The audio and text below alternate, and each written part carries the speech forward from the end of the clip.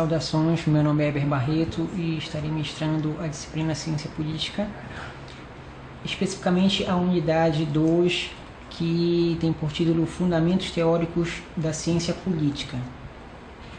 Basicamente, nós teremos dois conteúdos, o pensamento liberal e o pensamento marxista. Vamos iniciar com o pensamento liberal, que pauta-se uma corrente filosófica chamada justnaturalismo,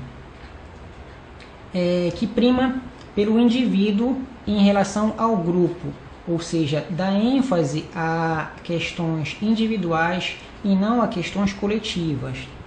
É importante destacar o seguinte: o que baseia o justnaturalismo, ou então as ideias, ou então a corrente de pensamento em si, não é algo comprovado empiricamente, é algo idealizado, é algo do âmbito racional. Mais à frente nós iremos explicar a respeito dessa especificidade. A respeito dessa corrente de pensamento, nós temos basicamente 4 pensadores que se destacaram na literatura a respeito do tema, que são eles Hobbes, Locke, Rousseau e Montesquieu. Os dois fundamentos, ou então os dois primados que nós podemos dizer do pensamento liberal e que surgiram com a evolução ou com essa criação do justnaturalismo, são basicamente a igualdade e a liberdade. Para o justnaturalismo, existe a concepção de que antes da vida em sociedade existia um estado de natureza e que esse estado de natureza era um ambiente natural do homem. Então, como já foi dito, a vida em sociedade não existia nesse hipotético período da humanidade. Então, a partir daí, os justnaturalistas acreditam que existia um direito natural do homem em si.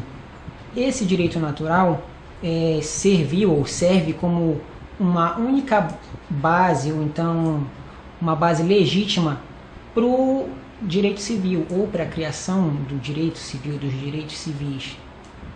E esse direito natural, ele regia as relações humanas antes, então, da sociedade propriamente concebida. E, assim, é a respeito daí que se tem a separação entre um estado e um estado de natureza. Esse era um estado de natureza, quer dizer, uma situação. E a partir daí, a partir dessas ideias, é que servem como base para a criação ou para a legitimação do Estado. O Estado, como nós conhecemos, é aquele que exerce o poder, através das instituições, enfim. Então, a respeito desse Estado, a função dele, segundo o justnaturalismo, seria garantir a segurança, a liberdade e a propriedade do indivíduo. Vamos falar especificamente de cada um desses teóricos. Vamos falar primeiramente de Hobbes, depois de Montesquieu e de Rousseau. E por fim, nós falaremos de Locke. Basicamente, a ideia de Hobbes era o seguinte: existia uma guerra generalizada de todos contra todos, isso no estado de natureza. Ele dizia que o homem é o lobo do próprio homem.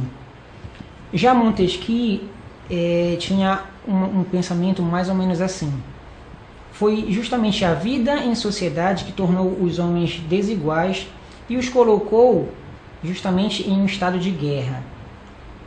Diferentemente, Rousseau, ele considerava mais ou menos o seguinte: que os conflitos surgiram justamente quando os homens passaram a se diferenciar, isso especificamente pela propriedade privada. Por fim, Locke acreditava que a vida no estado de natureza era boa, porém não teria sido degenerada neste estado, quer dizer, neste estado não havia uma guerra de todos contra todos, mas sim que os homens optaram justamente em trocar por uma questão de segurança, ou fazer uma passagem, ou fazer a passagem de um estado de natureza para um estado propriamente dito, com a formação, ou então com a criação, ou enfim, em uma sociedade propriamente concebida. O ponto importante é o seguinte: essa concepção ela não tem comprovação histórica, porque tanto para a antropologia ou especificamente para a arqueologia, o homem ele nunca viveu isolado. Então não foi achado nenhum elemento, nenhuma evidência que pudesse comprovar algumas dessas concepções. Vamos tratar agora a respeito do pensamento marxista, formulado por Karl Marx e em parceria com Friedrich Engels, prima pelo seguinte: diferentemente da corrente de pensamento que comentamos anteriormente, o pensamento marxista ele prima pelo grupo social, e pauta-se nas relações que estes grupos sociais tiveram ao longo da história. E ele foi buscar fundamento isso nas concepções, nas ideias de Hegel. Bom, então nós vamos falar sobre a teoria social de Marx e Engels. Basicamente, a concepção deles é a respeito de uma dialética materialista. A relação entre quem serve e quem é servido, ou então quem domina e quem é dominado. Isso não no plano das ideias, não no plano ideal, do que poderia ser essa relação, mas eles foram buscar subsídios justamente em relação à prática. Como se davam essas relações? E é destacado que existe uma dialética porque é como se fosse uma dependência. Um segmento depende do outro porque não tem exatamente o que o outro detém. Um outro item é a respeito dos modos de produção, porque foram estudados 5 modos de produção, e nesses 5 modos foram observadas essas características de relação. O último item é a respeito da dominação e da exploração. E nesses 5 modos foram percebidos relações de dominação de um grupo, de um segmento em relação ao outro, e não somente a dominação, mas a exploração também. Basicamente a respeito do capitalismo, podemos até dizer o capitalismo moderno, o que foi configurado a respeito dessa teoria social de Marx e Engels foi o seguinte: que nós temos nas relações sociais uma relação de troca simplesmente de mercadorias. Então, quando você compra uma mercadoria, você tem uma relação que se dá na sociedade, mas ela não é considerada estritamente uma relação social, porque para obter essa mercadoria, seja lá o que for, não foi você quem produziu. Então você não sabe o que aconteceu para que essa mercadoria, até chegar em você, viesse a acarretar a outras pessoas, a outros grupos, enfim. Então, é uma relação estrita com a produção.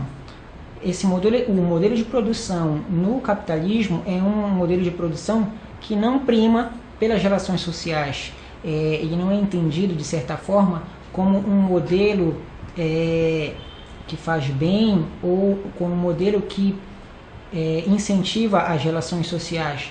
Simplesmente ele pode ser entendido como um modelo que faz com que as pessoas que vão manter essas trocas de mercadorias troquem simplesmente por trocar, sem saber da sua essência, sem saber dos males ou dos benefícios que pode causar tanto a si ou em relação a outras pessoas. Então, basicamente, nós estudamos aqui a unidade 2, que foram os fundamentos teóricos da ciência política. Tenham todos um bom estudo.